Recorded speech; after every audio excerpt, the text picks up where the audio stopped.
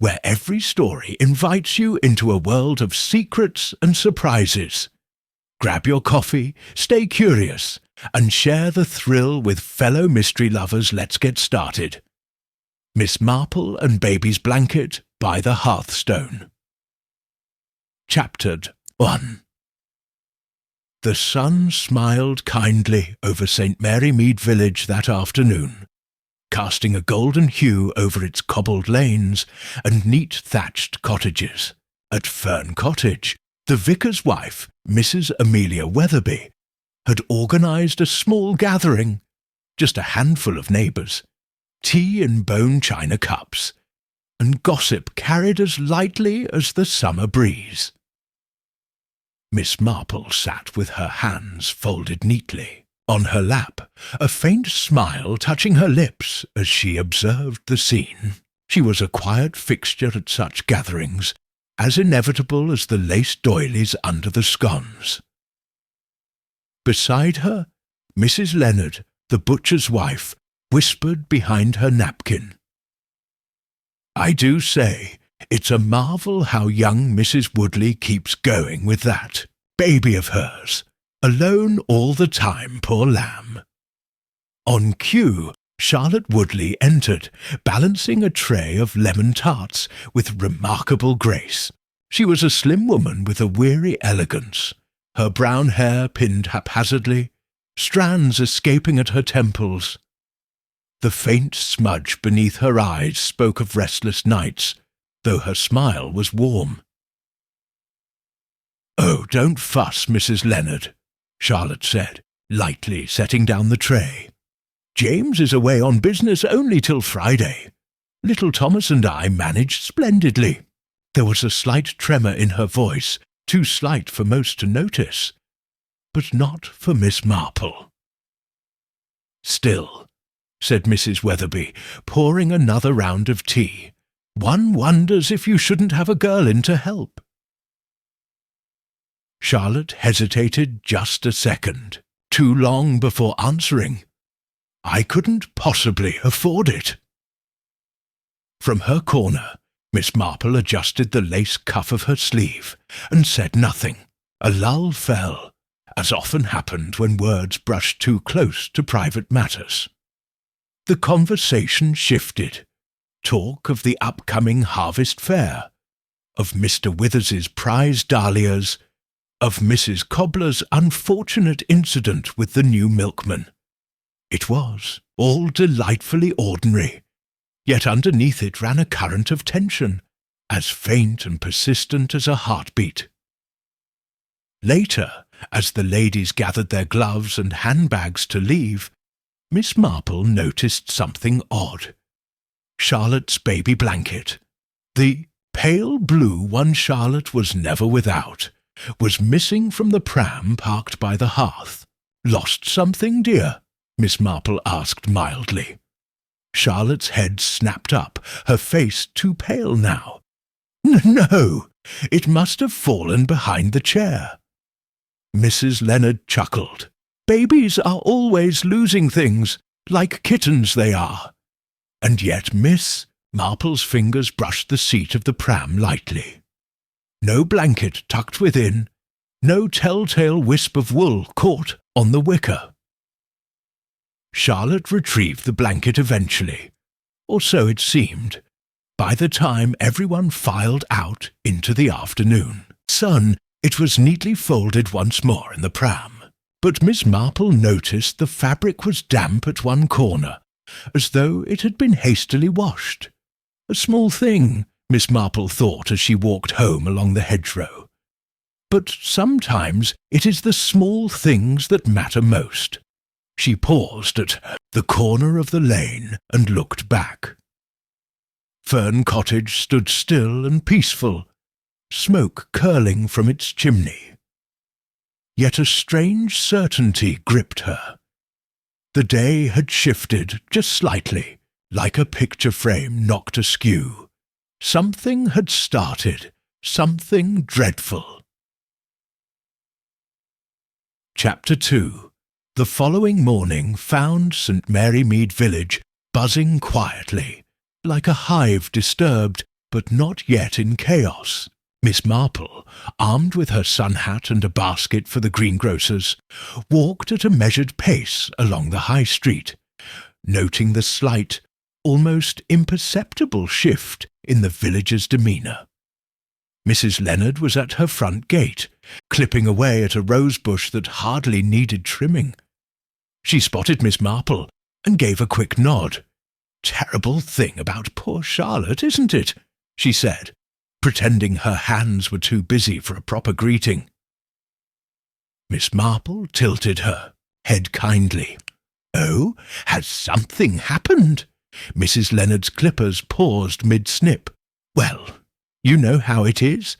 Nothing definite, but folk are saying she was terribly upset after the tea. Left the cottage lights burning half the night, so they say, and the doctor was called this morning." Miss Marple's expression barely shifted. "Dear me, little Thomas, I hope, is well?" Mrs. Leonard hesitated, the kind of hesitation that revealed more than it concealed. I believe so. But you know how these things go." Indeed, Miss Marple thought she did. At the greengrocer's, more whispers floated behind the neat rows of apples and carrots. "Looked pale as a ghost, she did," muttered Mrs. Penelope Dawes, picking over the tomatoes. "Never was quite right, that marriage," Mr. Webb, the cobbler, added under his breath. "James Woodley rushing off so often." Miss Marple selected a modest cabbage and exchanged coins without comment. Gossip was a living thing in villages like St. Mary Mead, sometimes cruel, often careless, but occasionally it carried the kernel of a deeper truth. The real weight of unease, however, settled upon her as she passed Fern Cottage on her return. Its shutters were closed against the late morning sun, a thin ribbon of smoke issuing from the chimney. Not a sound within. Miss Marple's glance lingered on the garden gate. It was unlatched, swinging gently with the breeze. "An open gate," she mused. "Carelessness or a call for help?" Still, she did not intrude.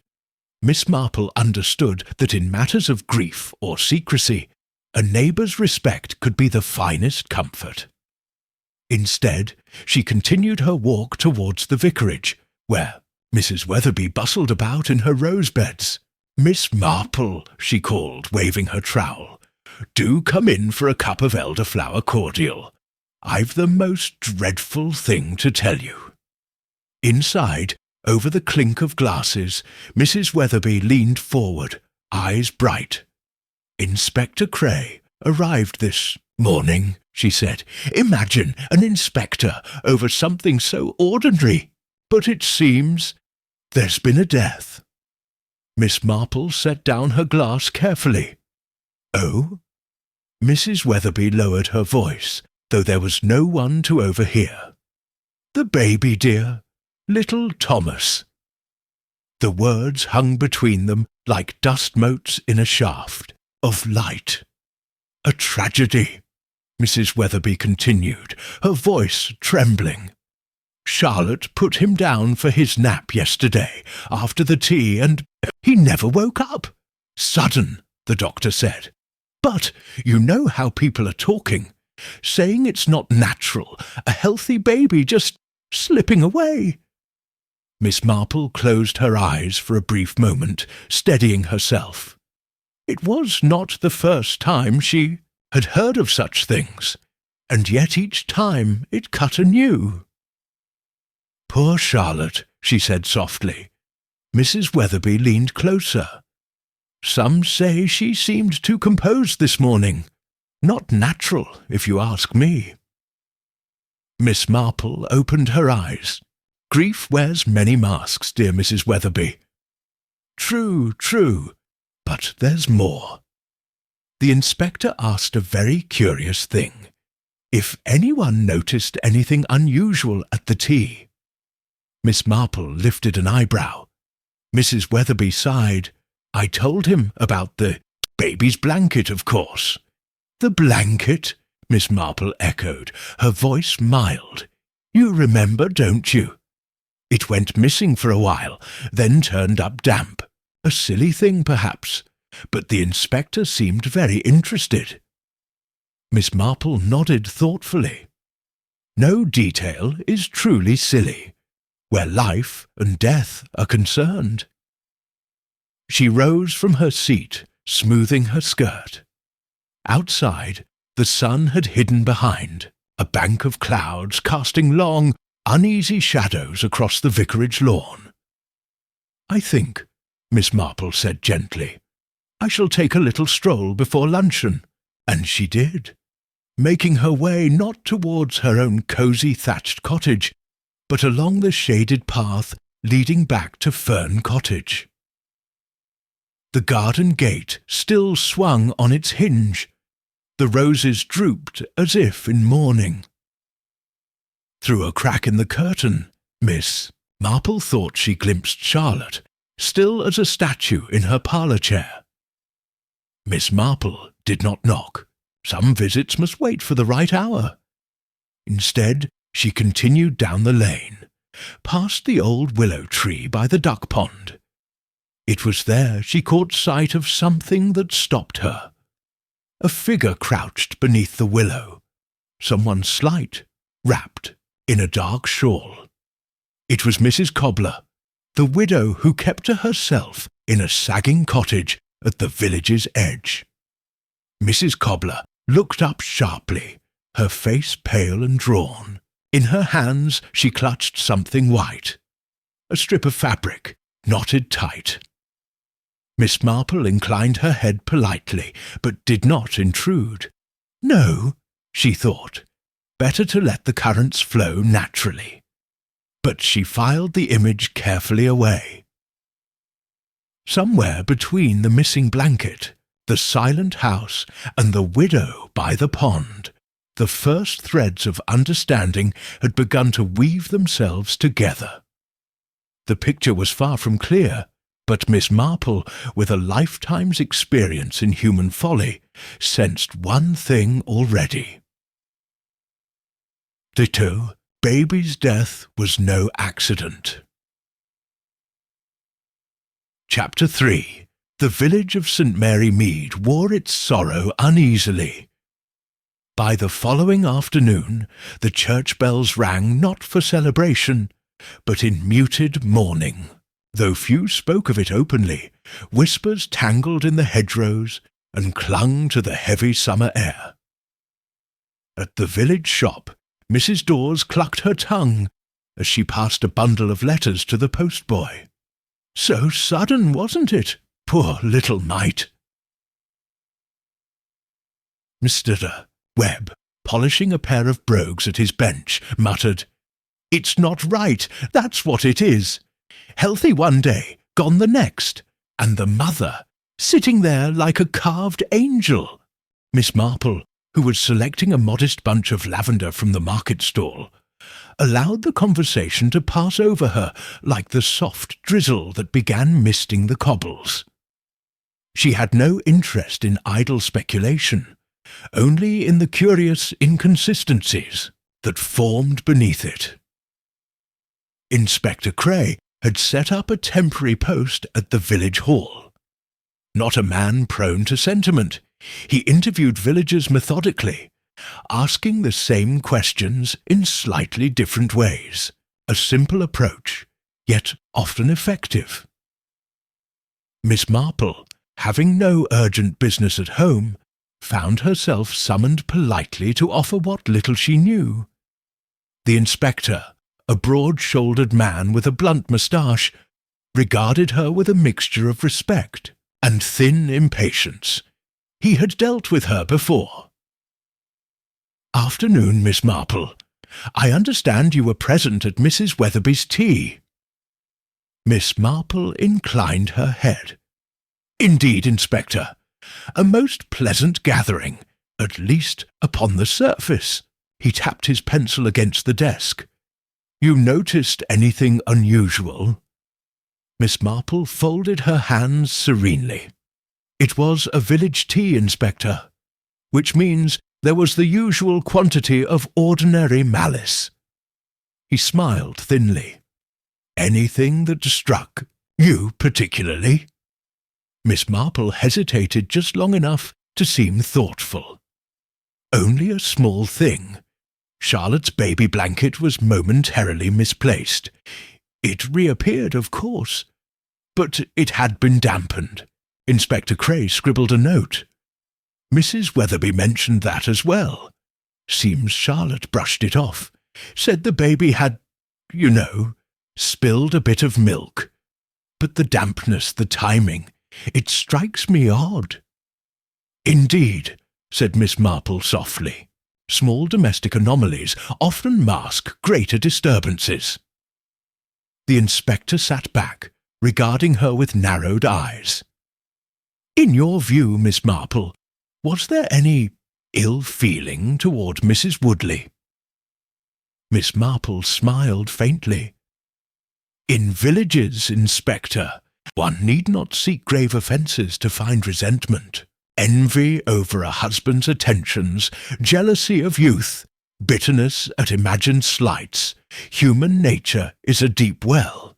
He grunted. No hard evidence, though.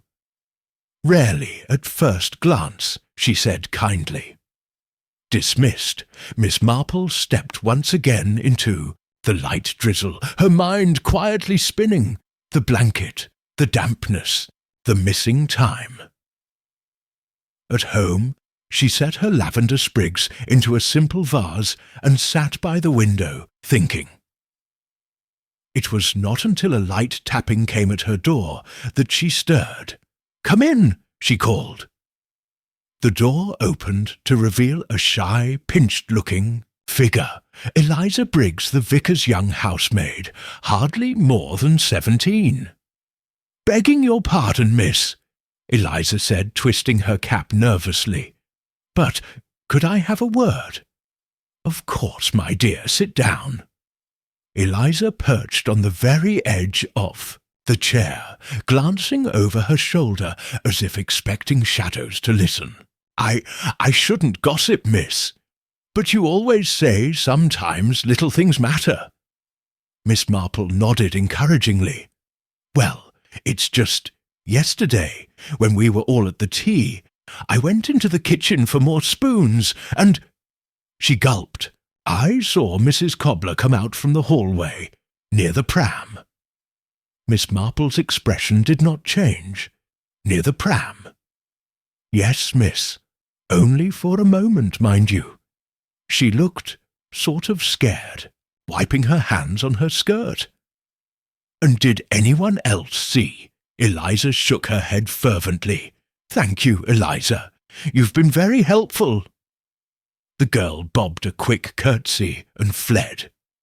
Miss Marple sat for a long moment, tapping her fingers lightly against the armrest. Mrs. Cobbler, lurking near the pram, the same Mrs. Cobbler later found by the willow, clutching a strip of fabric as though it were a lifeline.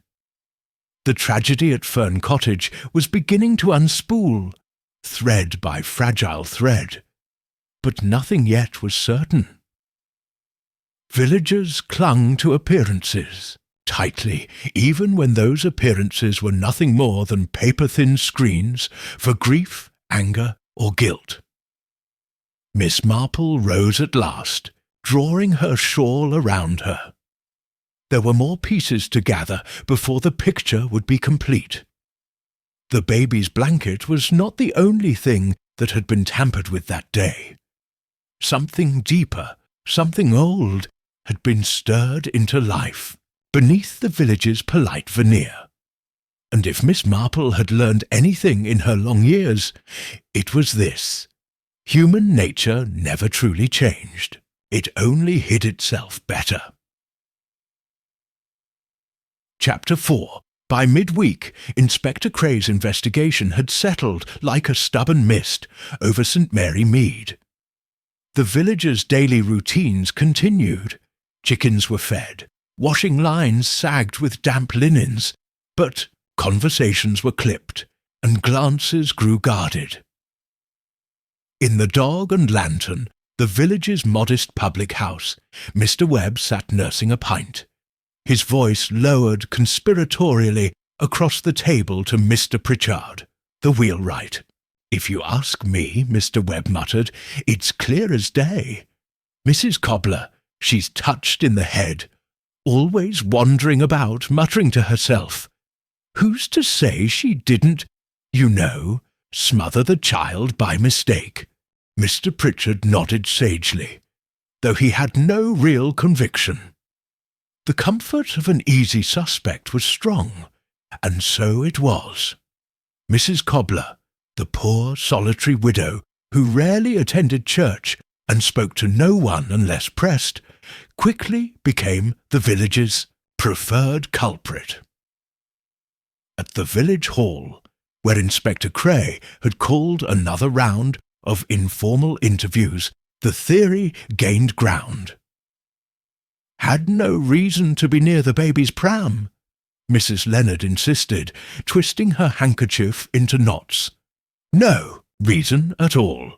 I saw her near the hearthstone," added Mrs. Dawes with a kind of desperate eagerness, "hovering like a great bat." The inspector, keen to wrap matters neatly, did not discourage the talk. Miss Marple, seated quietly at the back near the hat-rack, watched the proceedings with patient attention. She had seen it before. The collective need to find a scapegoat, to contain fear by giving it a name and a face, especially when that face was already an outsider. Later, outside in the soft twilight, Miss Marple found herself approached by young Eliza Briggs once more. The girl's face was pale, her hands twisting nervously at her apron. "Miss Marple," she whispered, darting a glance over her shoulder, "it's not right, blaming Mrs. Cobbler." Miss Marple inclined her head gently. "And what makes you say so, dear?" Eliza hesitated. "Because I saw something else. Not just Mrs. Cobbler. I saw Mr. Pritchard in the hall, too, right after." Miss Marple's eyes sharpened almost imperceptibly. "After Mrs. Cobbler?" "Yes, miss. He was wiping his hands on his trousers. Looked guilty. Did you mention this to the inspector?" Eliza shook her head violently. "Who'd believe me over him? He's been in the village forever." Miss Marple smiled kindly, placing a reassuring hand on the girl's shoulder. "Truth, my dear, often speaks most loudly when no one wishes to hear it." The information was valuable, though incomplete. It added a tremor of uncertainty, where others saw only a clear-cut case. Miss Marple spent the evening by her fireside, knitting absently as she turned matters over in her mind. Mrs. Cobbler had been found by the willow tree, visibly distressed, clutching a strip of fabric, likely part of the missing or dampened blanket. She had lingered by the pram at the tea. She was, by all appearances, vulnerable, confused and poor. Yet nothing Eliza had described suggested violence or intent, merely fear. Fear of having witnessed something, or fear of being accused. And now Pritchard's name entered the murky pool. "Convenience," Miss Marple mused aloud, clicking her needles together. "Convenience, not certainty." In her experience, real guilt rarely clung so easily to the first convenient suspect. It hid, skulked, and adapted, waiting for the moment when people grew weary of searching deeper. The following morning, Miss Marple visited the vicarage under the pretext of delivering lavender sachets for the church bazaar. Mrs. Weatherby ushered her into the sunlit drawing-room with pleasure. "You dear soul, such a comfort in these troubled days." Over teacups and biscuits, Miss Marple steered the conversation with gentle expertise. "I understand," she said mildly, "that poor Mrs. Cobbler has been spoken to rather firmly." Mrs. Weatherby pursed her lips. Quite right, too. Wandering about at all hours, and the state of her mind, well. Yet, Miss Marple continued, selecting a ginger biscuit. Wasn't there a little matter some months ago? A quarrel over the charity funds? Something involving Mr. Pritchard? Mrs. Weatherby blinked. Good gracious, yes, I'd quite forgotten. Mrs. Cobbler accused him of keeping back some money meant for the poor box. And was anything ever proven? No, it was all hushed up. Would have been dreadful publicity for the Harvest Fair Committee. Miss Marple sipped her tea thoughtfully. Old wounds, she knew, often festered unseen, only to resurface at the worst possible moment. A dispute over money, fear, guilt, and a baby, whose death now served as the catalyst for old suspicions to bubble anew. She rose at last, thanking Mrs. Weatherby warmly. Outside, the morning had brightened, birds sang, and somewhere a child's laughter rang out, sharp, incongruous against the weight of recent sorrow. Miss Marple walked slowly, breathing in the scent of cut grass and roses. The truth lay close, she sensed. Close, but carefully concealed, beneath layers of convenience, prejudice, and fear. And she, Jane Marple, had no intention of allowing an innocent scapegoat to bear the burden. Not while the real murderer walked free. Chapter 5. The following day dawned brittle and grey. A thin mist clung to the hedgerows, and even the sparrows seemed reluctant to chirp. At Fern Cottage, a fire smouldered low in the hearth. Charlotte Woodley sat stiffly in an armchair, her hands folded tightly on her lap, her gaze vacant. Inspector Cray, standing awkwardly near the doorway, cleared his throat. "No need for you to worry, Mrs. Woodley," he said, his voice oddly formal.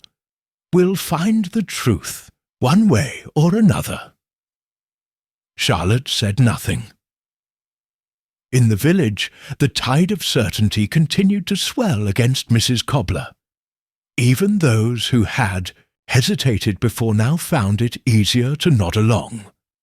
Safer, after all, to believe the worst of someone already half forgotten by the world. But Miss Marple was not so easily lulled. After morning service, where the vicar's sermon on mercy fell, on uneasy ears, she lingered outside the church, observing the villagers' shifting alliances. No one spoke openly, but the glances, the slight withdrawals, the quick whispers, it was all there for anyone practised enough to see. Later, passing Fern Cottage, Miss Marple noticed something peculiar. The ashes in the hearthstone had been hastily raked but not properly swept. Grey-white dust spilled slightly onto the brickwork, as though something had been shoved into the fire too quickly and inexpertly. A small detail, easily missed, but Miss Marple, ever a careful observer of domestic rituals, knew Charlotte Woodley to be fastidiously neat. Even in grief, or perhaps especially in grief, such carelessness was out of character. She tapped lightly at the door. After a long pause, Charlotte herself answered, her face pale but composed. "Miss Marple," she said, her voice hollow. "I'm sorry. I'm not receiving visitors." "I shan't stay," Miss Marple said gently. "I only thought to bring you a little broth. You've been thought of." She held up a small covered tureen. Charlotte hesitated, then stepped aside mechanically. The parlour was dim. The fire in the hearth gave off a sluggish warmth, but the air smelled of scorched wool, or perhaps something fouler beneath it. Miss Marple set the broth down on a side table, her eyes flicking briefly toward the hearth. Charlotte followed her, gaze and flinched, only slightly, but enough. I meant to clean it," Charlotte said too quickly, "but I haven't had the strength." "Of course, my dear," Miss Marple said kindly. "Grief drains us all." She made no mention of the sharp, chemical tang that lingered beneath the smoke. Instead, she withdrew, murmuring comforting banalities, and left Charlotte to her mourning. Outside, Miss Marple walked slowly to the vicarage. There she found Reverend Weatherby standing by the side gate, trimming the hedge with unnecessary vigour. "Troubling times," he said heavily when he saw her. "Indeed," Miss Marple agreed. She watched the neat pile of trimmings at his feet. "Tell me," she said after a pause, "have you heard anything about a chemical smell at Fern Cottage?" The vicar frowned. "As a matter of fact, yes. Mrs. Weatherby mentioned it last night. Said the inspector noticed it during his first visit, but chalked it up to old ashes. Old ashes seldom smell of burning cloth," Miss Marple said softly. The vicar's shears clicked uselessly in the air for a moment. "You think," he began. "I think," Miss Marple said, "that something very important was burned in that hearth. That evening, when the village fell into its uneasy twilight, Miss Marple penned a short, courteous note to Inspector Cray, requesting a word. The next morning, they met in the small reading room at the village hall, away from prying eyes. "You have something, Miss Marple?" the inspector asked, tired but sharp. She recounted the scene at Fern Cottage, the scorched hearth, the chemical scent, the abrupt flinch. "A blanket," she said quietly, "or a portion of one." Inspector Cray frowned. "The babies." "Perhaps, or perhaps something more damning, a cloth soaked in something unpleasant, a tool used, then destroyed." The inspector tapped his notebook thoughtfully. "Could be nothing. Grieving mother, hasty cleaning." "Or," Miss Marple said gently, "a deliberate erasure." Cray sat back, studying her. "You think, Mrs. Woodley, think, Inspector," she said, carefully, "that it would be wise to investigate all possibilities, no matter how unpalatable." For the first time, hesitation flickered across his features. "We'll sweep the ashes properly," he muttered. "See if anything's left." "Good," said Miss Marple, rising. "Because grief wears many faces, Inspector, and not all tears are shed for innocence." As she stepped into the soft afternoon light, Miss Marple allowed herself a small breath. The villagers were content with their scapegoat. But beneath the hearthstone's ashes, the real crime was smouldering still, and soon it would have to face the open air. Chapter 6. The ashes at Fern Cottage yielded little that could be presented in court. A few blackened scraps of fabric, a faint trace of something chemical. Yet, to Inspector Cray, and more importantly to Miss Marple, the discovery shifted the ground beneath the investigation. By the next morning, subtle cracks had begun appearing in the village's tidy social surface. Mrs. Leonard, who had once been firm in her condemnation of Mrs. Cobbler, now hedged her opinions carefully at the market stall. "Poor woman, living all alone like that," she murmured to Mrs. Dawes as she weighed out a pound of sugar.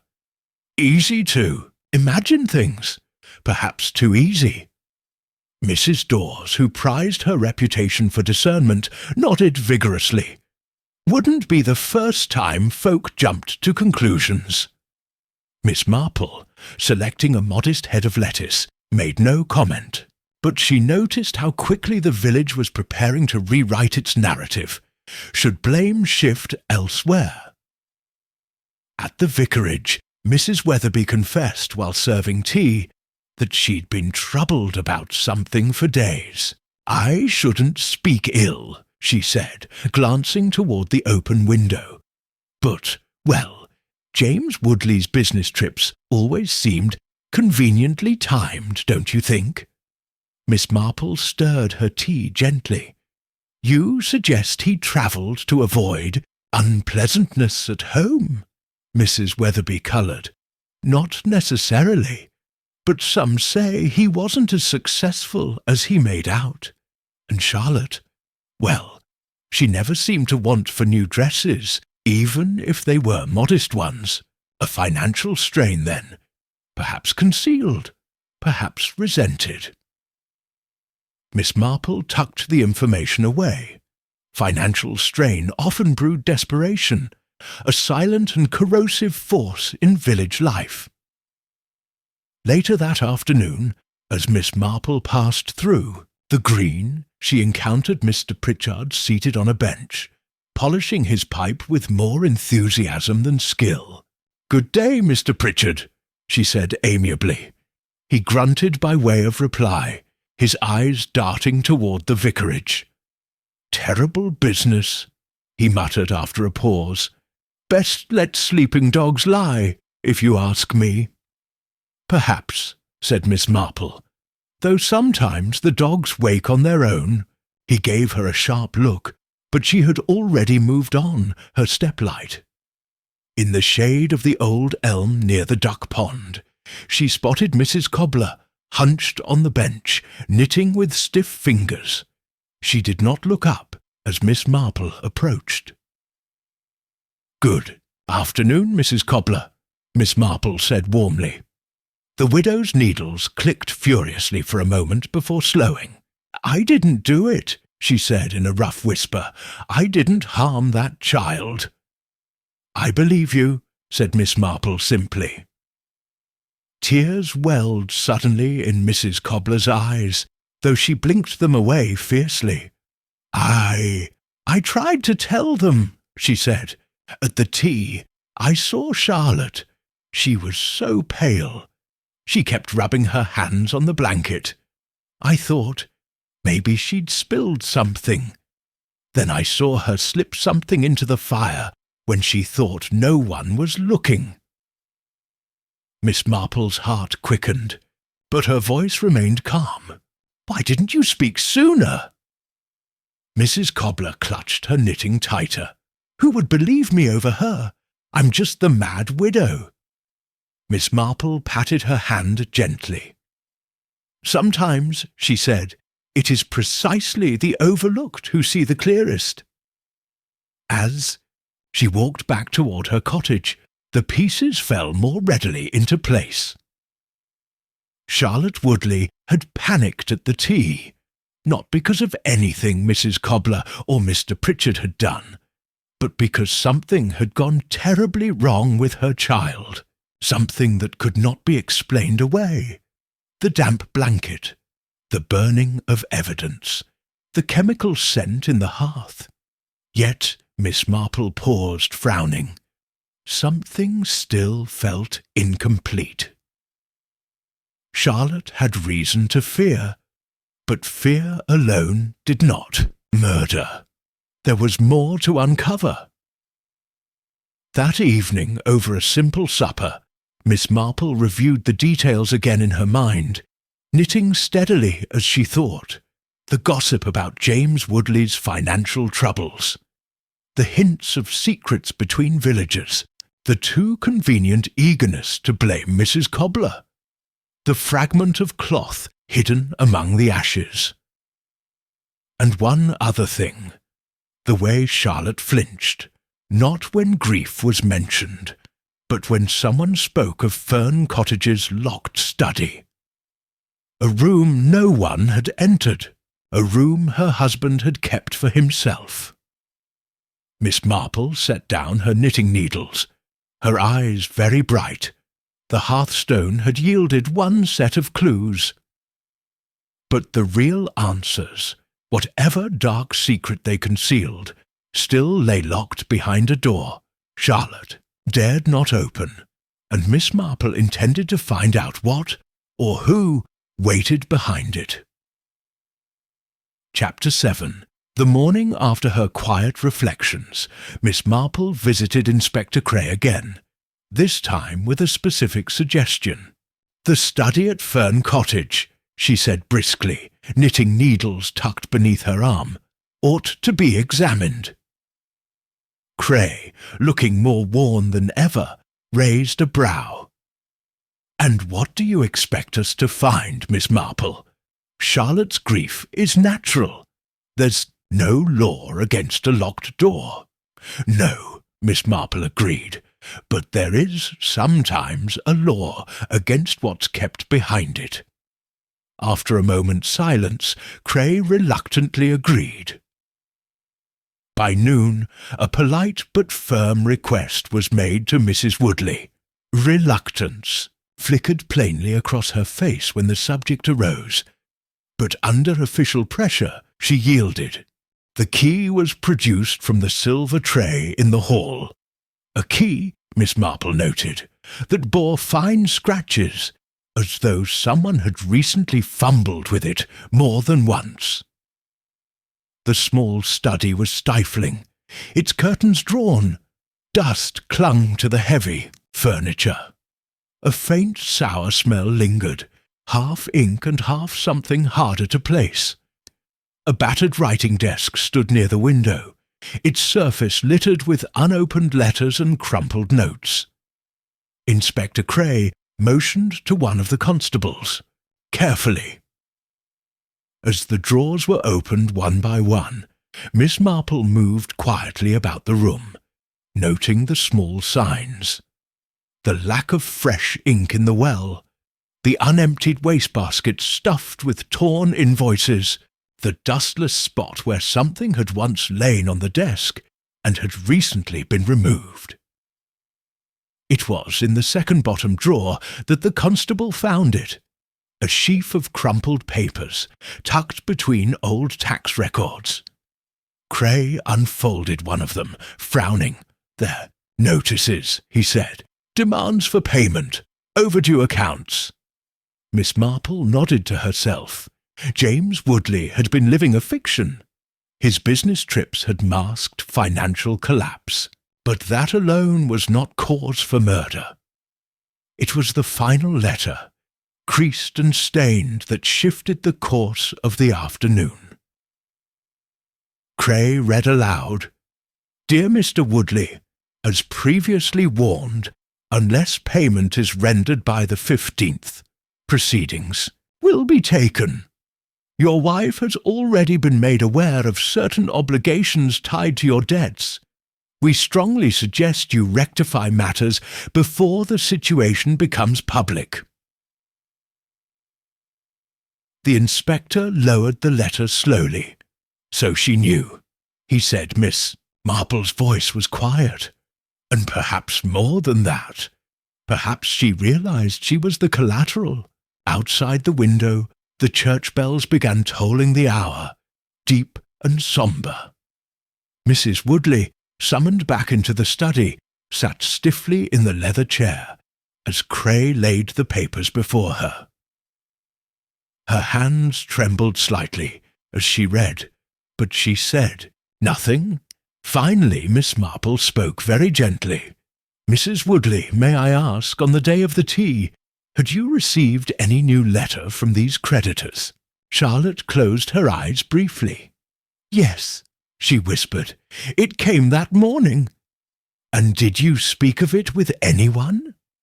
Her head moved side to side, a weary, hopeless gesture. I burned it," she said. "James, he had mortgaged the cottage without telling me if I couldn't pay, we would lose everything.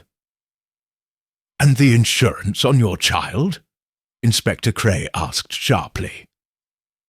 Charlotte flinched. It was his idea. A small policy. Hardly enough to... Her voice broke. Miss Marple said nothing. But within her mind, the pieces began fitting themselves more tightly. Financial ruin. A desperate husband. A young wife trapped by debts she had not incurred. And now, a child lost under tragic, suspicious circumstances. Cray leaned in, his voice softer now. Was your husband angry with the child? Blamed him, perhaps? Charlotte's mouth opened, then closed again. Her hands twisted in her lap. He was disappointed, she said finally. Always away. Always drinking. Miss Marple leaned slightly forward. And on the day of the tea, Mrs. Woodley, she asked quietly, who put the baby down for his nap? Charlotte's eyes filled with tears. I did, she said. But James, he came home early, unexpected. He said he wanted a few minutes alone with Thomas before he had to leave again. The room stilled. And you let him? Cray asked. Charlotte nodded miserably. He was his father. I thought... Miss Marple's heart sank. A second figure had been in Fern Cottage that day, unnoticed by the villagers' gossip. A man desperate enough to see his debts vanish. Cold enough to arrange it through the smallest, most defenceless victim. But why, then, the burned blanket? Why Charlotte's flinch? Her guilt, because she had discovered it. Too late.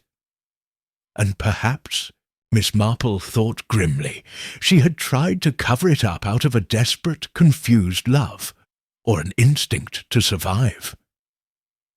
The inspector rose slowly. We'll need to verify Mr. Woodley's whereabouts, his alibi. Charlotte said nothing, her face white as paper.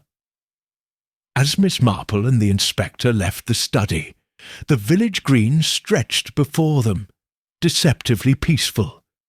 They had unearthed a terrible truth, but still, a final confirmation was needed. A truth only the murderer's own guilt could expose. And Miss Marple knew precisely how to make that happen. The time had come to set her quiet trap. Chapter 8. The following day, Miss Marple invited a few carefully chosen villagers to her cottage for a quiet afternoon tea. The invitation was couched in pleasantries, a little calm after such a dreadful week. But her real purpose lay far beneath the scones and lemon curd. Among the guests were Mrs. Weatherby, Mrs. Leonard, Mr. Pritchard, and Charlotte Woodley. It was Charlotte's arrival that stirred the first hush. She looked pale but oddly composed, her blue dress immaculately pressed, a small bunch of violets pinned to the collar. "Do sit wherever you like, my dear," Miss Marple said warmly. "I've made that rose-petal jam you mentioned at the last fair, though I doubt it holds a candle to your mother's recipe." Charlotte smiled faintly but said nothing. Miss Marple poured the tea herself, her movements gentle and practised. The conversation meandered, as village talk does, touching on the poor state of the post-office roof, Mr. Webb's sprained ankle, and the hymn selection for Sunday. Then, quite deliberately, Miss Marple turned the subject. "I do hope the inspector locates Mr. Woodley soon," she said lightly. "I imagine he must be in quite a state with all this confusion about the child." Charlotte's cup rattled slightly in its saucer.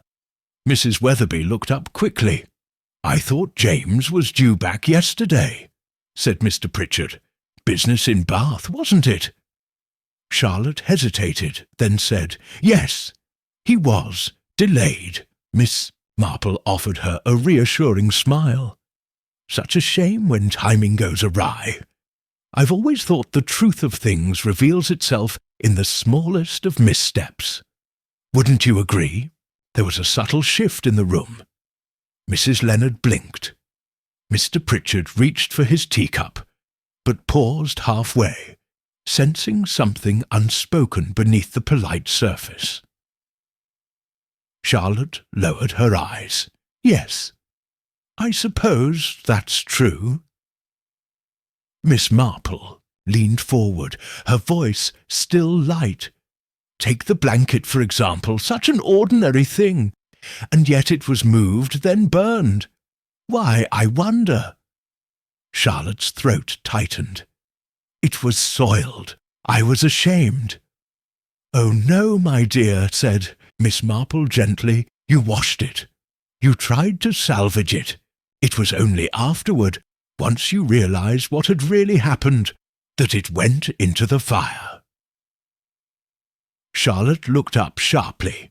Mr. Pritchard shifted uncomfortably in his seat. Miss Marple continued, her tone unchanged. "It's curious how grief and guilt can resemble one another in the early days.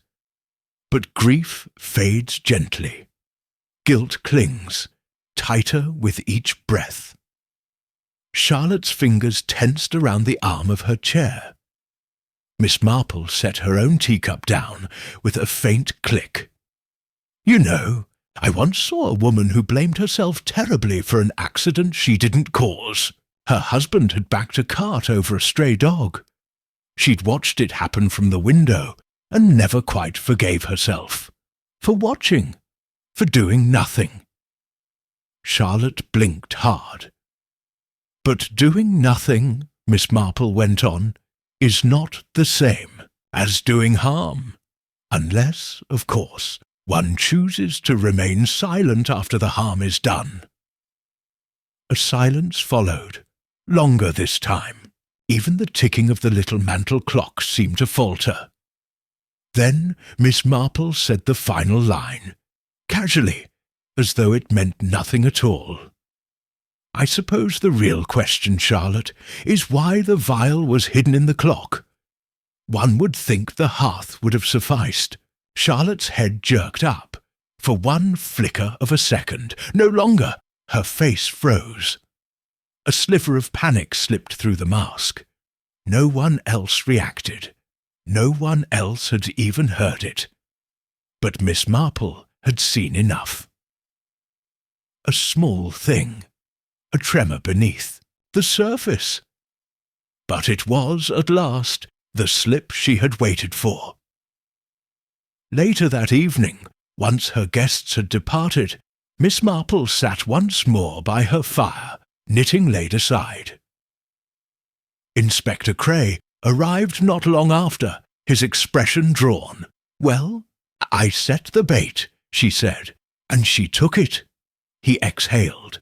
"Then it wasn't Mr. Woodley."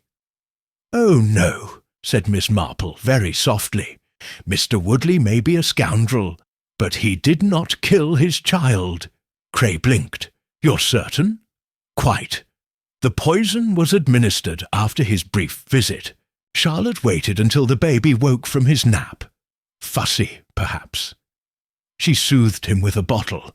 The blanket she burned had absorbed the residue. She tried to wash it, then panicked." The inspector was silent. "She blamed James," Miss Marple continued, "for the debts, for the life she'd married into. And in some twisted way, she believed ending the child's life was a release from the ruin, from the inheritance of shame." "Good God!" Cray muttered. "It was premeditated," Miss Marple added. "Not in the traditional sense, but she had imagined it before, enough to know where to hide the vial, behind the clock's backplate." Cray shook his head. "We'll search the cottage tonight." "She'll crack before then," said Miss Marple. "She cracked today, you know. just a hairline, but cracks never shrink. Outside, the sky had turned a deep grey, the kind of dusk that swallows sound. Miss Marple stirred her tea, her face calm. She had not accused Charlotte. She had only allowed the truth to reach out and touch her, and that, as ever, was enough. Chapter 9. The search of Fern Cottage happened just after sunset. Inspector Cray, accompanied by 2 constables, worked carefully and methodically, respecting the gloom that seemed to hang over the house like a mourning veil. Charlotte Woodley sat silent in her parlour, her hands folded on her lap, her eyes staring past the hearth where the last embers glowed faintly. In the study, the clock's backplate came away with a faint pop, and from behind it, wrapped tightly in a piece of brown paper, they retrieved a small glass vial, empty, but bearing the unmistakable scent of laudanum mixed with another more bitter agent. Inspector Cray stood for a long moment, the vial heavy in his gloved hand, before returning to the parlour. Miss Marple was already there, sitting quietly across from Charlotte, her expression unreadable. The inspector cleared his throat. "Mrs. Woodley," he said, "we've found evidence that suggests deliberate poisoning." Charlotte did not move. "We also know," Miss Marple said gently, "that you attempted to destroy the blanket after realizing what you had done. But it was too late, wasn't it?" A flicker passed over Charlotte's face. Grief, guilt, or perhaps simple exhaustion. "I didn't mean—" she began, her voice barely a whisper. Miss Marple did not interrupt. "I thought it would be peaceful," Charlotte said at last. "He was so small, so trusting. I thought it would be better than what was coming." Her voice broke, jagged and raw. There were debts, letters, threats. James had borrowed against everything, even Thomas's future. The room grew very still. Charlotte pressed her fists against her mouth. "I couldn't see another way. I thought, if Thomas didn't have to suffer it, if he didn't have to see it—" Miss Marple spoke, her tone low but firm. "But you were wrong, my dear, quite wrong. Suffering isn't guaranteed, but stealing a life, especially one so innocent, cannot be undone." Charlotte closed her eyes, and 2 silent tears slipped down her cheeks. Inspector Cray moved quietly to the door, signalling one of the constables. "I'm afraid I must ask you to come with us, Mrs. Woodley," he said, his voice professional but not unkind. Charlotte stood, trembling but composed. As she passed Miss Marple, she hesitated. "Do you think," she whispered, "he knew before it happened?" Miss Marple looked up, her gaze steady. "No, my dear," she said quietly. "Babies trust absolutely. And he loved you." Charlotte bowed her head and let herself be led away into the thickening night. The door closed with a soft click, leaving the cottage strangely empty, the ticking clock loud in the hush. Miss Marple sat a moment longer, her hands folded neatly over her handbag, absorbing the weight of it. Outside, the village remained quiet. No one had yet learned of the arrest. No curtains twitched, no doors opened, but the ripple would come. It always did. Miss Marple rose finally and stepped out into the cool night air. Above, the stars shimmered with brittle clarity. She walked home slowly, her steps steady, her mind weaving the final threads together. Charlotte had not been a monster, nor purely a victim. She had been a human being, flawed, desperate, and fatally mistaken. In St. Mary Mead, the villagers would talk for a time, shaking their heads, adding new cautionary whispers to old scandals. But in time, even this would fade into the long, quiet memory of the place. As Miss Marple reached her own gate, she paused, looking back once more down the lane toward Fern Cottage, now dark and silent.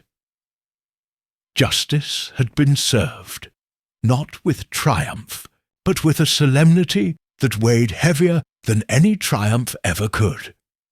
Because there were no victors here, only loss, and the enduring, weary knowledge that such tragedies were woven into the fabric of human life, again and again, wherever hope turned bitter and love grew afraid. Miss Marple opened her garden gate, the latch clicking softly, and disappeared into the warm glow of her own hearth, where no ghost waited. Only the soft, persistent ticking of her own clock, steady, honest, and true. Chapter 10. A week later, with Charlotte Woodley awaiting formal charges and the village beginning to knit its surface piece back together, Miss Marple was invited to tea at the vicarage. It was a small gathering, only the Reverend Mrs. Weatherby and Inspector Cray. The air inside was crisp with autumn's first cool breath, the fire burning with a cheerful crackle. Mrs. Weatherby poured tea with extra care, casting glances at Miss Marple, as if expecting the weight of answers to come floating from the spout along with the Earl Grey. And true to her nature, Miss Marple did not immediately satisfy their curiosity. She sipped quietly, folded her napkin, and only then, with all eyes upon her, began to speak. It began, she said mildly, with a small inconsistency: the missing baby blanket. Mrs. Weatherby nodded quickly. It seemed so trivial at the time. Most important things do, said Miss Marple. Charlotte Woodley loved that child. Of that I have no doubt. Yet at the tea, when the blanket went missing, her reaction was not quite right. Too sharp, too anxious. The inspector leaned forward slightly, listening. Then, Miss Marple continued, there was the dampness. Not a child's careless accident, but deliberate washing. An effort to erase something. And when the blanket later burned, clumsily, hurriedly, it suggested panic, not grief. She paused, letting the facts settle among them like autumn leaves. The Hearthstone ashes told us there had been an attempt to destroy evidence, yet the smell was not of mere wool or linen. It carried the tang of chemicals. Cray nodded. Laudanum mixed with something harsher. A homemade concoction, we believe. Precisely. Pure, said Miss Marple, and not the sort of thing a grieving mother would concoct in the depths of sorrow. Mrs. Weatherby shivered. But everyone was so sure Mrs. Cobbler was to blame. Miss Marple smiled gently. The convenient suspect, my dear, a solitary widow. A little odd in her ways. People prefer an answer that fits their fears. But why not James Woodley? Asked the Reverend. He had debts, desperation. Surely he might. Miss Marple shook her head. True, he had motive, and certainly he was no saint. But the opportunity was lacking. He was seen leaving the cottage after a brief visit, before the baby was put down for his nap. The child was alive and well when he left. Cray added, the doctor's report confirmed the time of death later in the afternoon. Miss Marple folded her hands neatly. And then there was Charlotte herself. The nervous flinching at mentions of the study, the overcomposed silence, the way she seized at any mention of the hearth or the blanket. The fire snapped in the grate, punctuating her words, and most telling of all, the reaction when I mentioned the hidden vial behind the clock. She knew where it was. No innocent party would. Mrs. Weatherby covered her mouth with her hand, but surely it was madness. Madness, said Miss Marple. Desperation, fear, and perhaps a terribly misguided act of protection. She saw ruin coming, and she believed she was saving Thomas from a life of shame and poverty. The Reverend shook his head sadly. A terrible tragedy. Miss Marple's gaze softened. Indeed. But tragedy often comes not from evil intentions, but from fear, loneliness, and an inability to see a way forward. Inspector Cray stood, his hands clasped behind his back. The evidence will stand, he said. The vial, the blanket, her confession, quietly worded though it was. Miss Marple nodded. And she will face what must be faced. But it will not be a cause for village pride, nor gossip. It will be, as it ought, a sorrowful reckoning. There was a pause, heavy with unspoken agreement. Outside, the vicarage windows, the late afternoon light had softened into gold. Somewhere, a dog barked. Life, as it always did, continued its slow turning. Mrs. Weatherby reached for the teapot, her movements automatic. Another cup, Miss Marple. Thank you, said Miss Marple. Just a half cup. As Mrs. Weatherby poured, the Reverend asked quietly, Do you think such things will happen again? Miss Marple smiled not unkindly. Human nature, Reverend, is remarkably consistent. We like to think ourselves cleverer, wiser, kinder than we are. But fear, pride, jealousy, these are very old companions, and so are small tragedies born of small follies. She sipped her tea, savouring its warmth. But, she added, setting down her cup, as long as there are those willing to watch, to listen carefully, and to act without vanity or cruelty, perhaps fewer tragedies will bloom unchecked. The room settled into a thoughtful hush. Miss Marple gathered her handbag and rose. If you'll excuse me, she said gently, I believe the begonias need trimming before the frost gets to them. They all stood as she moved to the door. Outside, the air was crisp and clean. The village lay bathed in the soft light of the setting sun, its rooftops glowing like old brass. Miss Marple walked slowly home, her steps steady, her heart quiet. The case was closed.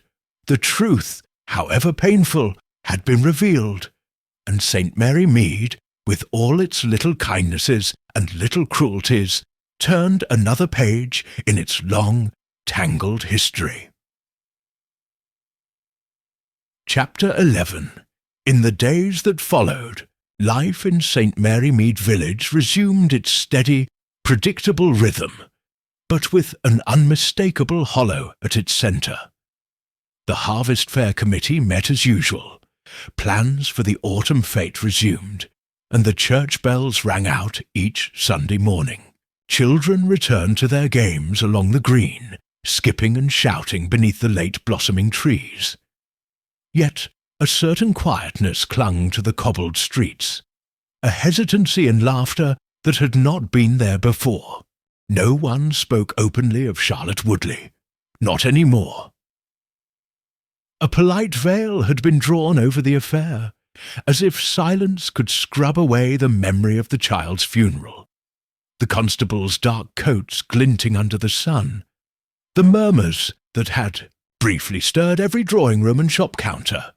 But Miss Marple knew that even in silence the village remembered. At the Dog and Lantern, Mr. Webb wiped down the bar with extra diligence, speaking in softer tones than before. Mrs. Leonard now hesitated before repeating any rumour, glancing about to see who listened. Mrs. Dawes no longer lingered by the green. Her gossip carried more carefully and delivered in half-whispers. Grief had taught St. Mary Mead a lesson, even if it dared not speak its name. Miss Marple sat one afternoon by her window, knitting resting idle on her lap, a letter opened neatly beside her, a brief, formal note from Inspector Cray, confirming Charlotte's full confession and the upcoming court proceedings. There would be no drawn-out trial, no theatrical headlines, just a quiet accounting behind closed doors. She folded the letter and set it aside. There was no triumph in solving such a case, no satisfaction in being proved right, only a lingering sadness for the lost child, for the woman undone by fear and shame, and for a village that had been reminded too harshly of how brittle their peace truly was. In the small churchyard, a new stone had been set at the edge of the garden. Thomas Woodley, beloved son, taken too soon. The villagers came by in ones and twos, leaving small tokens, flowers, a toy left carefully by a child's hand, a knitted lamb that drooped under the morning dew. Miss Marple visited the grave once, standing quietly among the nodding daisies and marigolds. She did not linger. The dead did not need long speeches, nor did they ask for long lamentations. Before leaving, she tucked a small blue ribbon, a piece of an old baby blanket, preserved from long ago, into the grass beside the stone. No words, just memory. Later, that week, the Reverend Weatherby gave a sermon not on sin or punishment, but on understanding, on the slow, quiet damage that isolation and pride could do when left unchecked. Miss Marple sat among the pews, her gloved hands folded over her prayer book, her expression serene but alert. She thought of Charlotte, so determined to present an image of strength, so fearful of asking for help until it was far too late, and of the village, so quick to judge, so slow to see beneath the surface. The real tragedy, she thought, was not in the crime itself. It was in all the small opportunities missed, the hands not offered, the kindnesses withheld, the silent cries unheard. If someone, anyone, had asked different questions, offered a different sort of help, would things have ended differently? Perhaps, but human nature was stubborn. We see what we want to see. We believe what comforts us, and sometimes we notice too late the sorrow blooming behind a neighbour's polite smile. Outside the church, as the congregation spilled into the bright morning, Mrs. Weatherby touched Miss Marple's arm. "You must be very tired, dear," she said, kindly. "After all you've done." Miss Marple smiled faintly. "No more tired than anyone who has seen too much folly." Mrs. Weatherby squeezed her hand and turned away, bustling toward the village green. Miss Marple lingered a moment longer, watching the villagers mill about, their faces turned once again toward the ordinary concerns of daily life. Carrots to be peeled, hens to be fed, windows to be scrubbed before the rain set in. Life continued. It always did. But beneath the surface of St. Mary Mead, beneath the fresh-painted shutters and clipped hedges, a thin, unspoken thread of loss remained, woven into the village's fabric, imperceptible except to those who knew how to look. And Miss Marple, wise in the ways of human hearts, knew it would never fully unravel, nor should it. Some sorrows must remain quietly, to remind us of the cost of indifference. Some lessons could not be learned without scars. As she walked home through the narrow lanes, her steps slow and measured, Miss Marple tipped her head toward the soft blue sky. She would trim her roses today, she decided, write a letter to her nephew Raymond, bake a seed cake perhaps for the vicarage tea. Ordinary things, small kindnesses, the only real armour one could carry against the world's quiet cruelties. And so the village, and Miss Marple with it, moved gently forward, never forgetting, but choosing, nevertheless, to endure. Chapter 12. It was a Thursday morning when Inspector Cray returned to Miss Marple's neat front garden, his boots damp with the soft dew that clung stubbornly to the grass. She greeted him with her usual calm smile, a light cardigan draped over her shoulders against the chill. "Come in, Inspector," she said warmly. "I've just put on the kettle." Inside, the sitting-room was bright with late autumn sun, a small fire crackling in the hearth. Miss Marple busied herself arranging a modest tea-tray as Cray settled into the chair nearest the fire. He accepted a cup gratefully, but there was no pretence of small talk this morning. "I thought you'd want to know," he said, his voice low, "that it's official now. Charlotte Woodley has signed a full confession." Miss Marple stirred her tea gently, waiting. "She admits to purchasing the laudanum weeks prior," Cray continued, "after the first creditor threatened public exposure. She intended it for herself at first, some grim idea of escape. But the night before the tea, another demand arrived. She panicked, thought there was no future left for the child either." He shook his head slowly. "It wasn't rage or malice," he said. "It was fear, twisted and fatal." Miss Marple sipped her tea, her gaze thoughtful. "And the vial? Exactly where you said it would be, hidden behind the old clock's backplate. We almost missed it entirely." He smiled wryly. "You saved us no small trouble, Miss Marple." "Again," she inclined her head modestly. "I merely observed, Inspector. You acted." Cray set his cup down carefully. "There's one more thing," he said, producing a small envelope from his jacket. "Thought you might like to see it." Miss Marple accepted it without comment. Inside was a copy of Charlotte's written statement, short and meticulously penned in her own hand. To the bottom, the final line stood out, stark and simple. "I loved him. I thought I was sparing him a future I could not bear to face." Miss Marple folded the letter once more and placed it gently on the table. No anger, no self-righteousness, just quiet, abiding sadness. "Will there be a trial?" she asked. Cray nodded. "But it'll be closed. The court's agreed. No spectacle. She's fragile, you understand, and there's no fight left in her." Miss Marple gave a small sigh. Perhaps that is mercy, of a sort. They sat a moment longer in companionable silence, the fire crackling softly between them. At last Cray rose, setting his cup neatly on the saucer. "You've a rare gift, Miss Marple," he said, buttoning his coat, seeing past what everyone else accepts. She smiled up at him, her hands folded primly on her lap. "Only patience, Inspector," she said.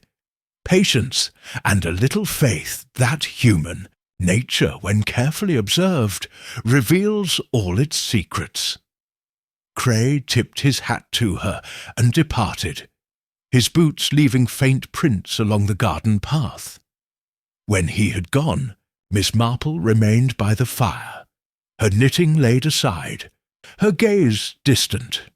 The case, so tragic, so needless, had been closed, legally, factually, and emotionally. There were no more unanswered questions, no lingering uncertainties. Charlotte's motives, the village's misdirections, the burned blanket, the hidden vial. Every thread now neatly tied, every piece of the sorrowful tapestry fully revealed. And yet, Miss Marple thought, setting her tea aside, no resolution ever truly healed. The wound left behind, St. Mary Mead would recover. It always did. But for those who had peered too closely into the shadowed heart of human frailty, the memory would linger long after the courtrooms and headlines faded. Miss Marple rose and drew the curtains back fully, letting the full light of the day flood the little room. It was time, she thought, to resume the ordinary mercies of daily life. Time to write to her nephew Raymond, whose latest novel sounded dreadfully modern and sure to need gentle critique. Time to mend the socks she had set aside in her basket. Time to visit Mrs. Cobbler, who still avoided the green, unfairly tainted by the village's early suspicion. Small tasks, small kindnesses. The true work of healing, carried out quietly, person by person, day by day. Miss Marple tied on her hat and stepped into the bright morning air, the crisp scent of fallen leaves swirling about her. The mystery had been solved, justice had been served, but the tending of human hearts, that quiet, unseen labour, would continue. And she, as always, would be ready. Chapter 13. The seasons in St. Mary Mead had a way of moving forward, even when the villagers' hearts lagged behind. By November's end, the trees stood bare against a pewter sky, and the cottages puffed little curls of smoke from their chimneys. The harvest fair, subdued but determined, had come and gone with fewer ribbons than usual, but no less heart. Miss Marple walked along the village green one chilly morning, her footsteps soft against the frost-silvered grass. The small shops had begun to display their Christmas wares, modest wreaths, jars of sugared plums, knitted scarves folded neatly, in windows. A thin thread of hope was stitching itself back into village life. Mrs. Weatherby waved from across the street, a basket of preserves on her arm. Mrs. Leonard called a cheerful greeting as she swept her stoop, though her eyes flicked warily toward Fern Cottage, still shuttered and empty. The Woodley house would stand vacant for a while, perhaps longer, a shadow at the edge of memory. Some spoke of renting it out come spring. Others said quietly it would be better left to ivy and time. Miss Marple paused outside the churchyard, her breath misting before her. The small white stone that marked Thomas, Woodley's resting place, had been adorned anew, a fresh sprig of rosemary tucked at its base. No one ever admitted to placing it, but Miss Marple thought she could guess. She lingered a moment, then moved on without fanfare. Inside the Dog and Lantern, the talk had shifted. The harvest, the weather, the price of coal. Occasionally, the name Woodley would rise briefly before being swallowed by a sudden cough or an awkward change of subject. The villagers preferred their tragedies finished, tucked away like mothballed winter coats. Miss Marple understood. Healing was an untidy thing, best allowed to happen without too much examination. That afternoon, she took tea once more at the vicarage. The fire was warm, the biscuits overbaked, the conversation mercifully light. Only once did the Reverend glance thoughtfully at Miss Marple over the rim of his teacup. "You always seem to know," he said, "before anyone else." Miss Marple smiled modestly. "One only needs to watch and to listen. People say so much when they believe no one is truly listening." Mrs. Weatherby nodded emphatically. "And kindness, I dare say. People tell you things they wouldn't dare confess to the inspector." Miss Marple laughed lightly. Kindness, perhaps, or merely curiosity disguised as concern. They spoke then of the coming winter charity drive, the need for extra blankets at the mission house, and whether Mrs. Dawes's mincemeat would prove as inedible this year as it had the last. Ordinary things, necessary things. When Miss Marple returned home, the late sun stretched long golden fingers across the tidy lanes. She set aside her gloves and hat, stirred up the fire, and fetched a letter from her writing desk. It was from her nephew Raymond, chattering about literary agents and a planned Christmas visit to the countryside. Miss Marple smiled fondly. Life, she thought, spun on despite everything. It must. It was all anyone could do. To spin forward, to patch and mend what life's sharp edges had frayed. The past month had left its mark on St. Mary Mead, quiet though it was. But no bitterness had taken root. No cruelty had festered. Instead, there was a soft, unspoken agreement to be a little gentler, to ask one more question before assuming, to listen a little longer before judging. And that, Miss Marple thought as she lit her evening lamp, was no small victory. Outside the frost thickened, icing the cobblestones and kissing the bare hedges with white. Inside, Miss Marple settled in her chair by the fire, a new knitting project in her lap, the familiar, comforting rhythm of needles, clicking gently through the gathering dusk. All mysteries were complete, all questions answered, no lingering shadows waited at her door. And if sorrow still drifted through the village like the mist across the fields, it did so gently now, softened by time, carried not with bitterness but with memory. A baby's blanket had once lain by the hearthstone, stained, scorched, and mourned. Now it was only a memory, quiet, sad, and woven forever into the secret heart of St. Mary Mead. And Miss Marple, ever patient, ever watchful, ever kind, kept those memories safe in the small, silent chambers of her heart, where they would never truly be lost. Because in the end, that was the duty of those who understood to see, to remember, and quietly, steadfastly, to endure.